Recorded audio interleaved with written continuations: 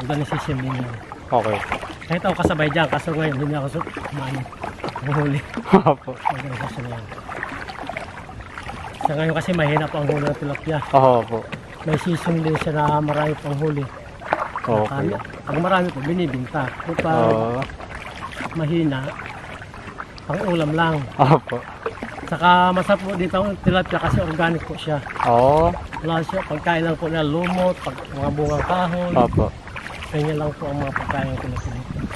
Tapos yung mamimingwit ka po, manguhuli ka po dito ng hipon, yung malilit na hipon, yan po ang pangkain sa bingwit. Okay po. Kasi marami pong hipon na sa gilid. Oo.